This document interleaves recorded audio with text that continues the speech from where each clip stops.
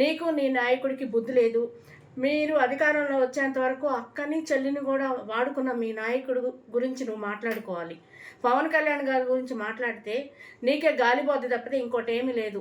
ఎక్కడైనా మహిళల యొక్క వీర మహిళలకు కానీ ఈ రాష్ట్రంలో ఉన్న వివిధ మహిళలందరికీ బాధల్లో ఉన్న వాళ్ళందరికీ ఆయన ఆదుకుంటూ ఉన్నారు. మాట్లాడితే సుగాలి ప్రీతి అంటారు, అది సిబిఐకి అప్పచెప్పారు. ఆయన చేయవలసిన వరకు చేసి కేసును సిబిఐకి తీసుకెళ్లారు.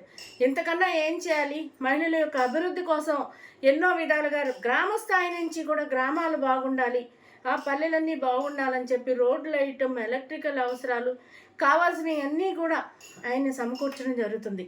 ఆయన యొక్క అభివృద్ధి ఓర్చుకోలేక ప్యాకేజీకి అమ్ముడుపోయాడు. ఆయన గెలవడం వల్ల ఏం ఉపయోగం అంటే ఏం ఉపయోగం? రాష్ట్ర ప్రజలందరూ చూస్తూనే ఉన్నారు. నువ్వు ఒక్కదాని ఏదో ఛానల్లో కూర్చొని నీ ఇష్టం వచ్చినట్టు నువ్వు మాట్లాడుకుంటే సరిపోదు. ఇప్పటికే చాలా దిగజారున్న రాజకీయాలు చేశావు.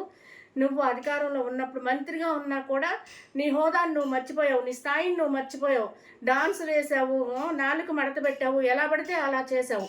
ఇప్పటికైనా బుద్ధి తెచ్చుకుని పవన్ కళ్యాణ్ గారి జోలికి మాత్రం రావడం మానేసే. నీ ఉనికిని నువ్వు కాపాడుకోవడానికి నువ్వు ఏం చేస్తున్నావు అంటే నేను ఉన్నాను అని చెప్పి తెలుసుకోవడం కోసం పవన్ అన్నని కదిలిస్తే రాష్ట్రంలో ఉంది ఇవిడ ఎక్కడికి పోలేదు అని అనుకుంటారనే ఉద్దేశంతో నీ ఇష్టం వచ్చినట్టు నువ్వు మాట్లాడుతున్నావు తప్పితే రెండోదైతే ఏమీ లేదు.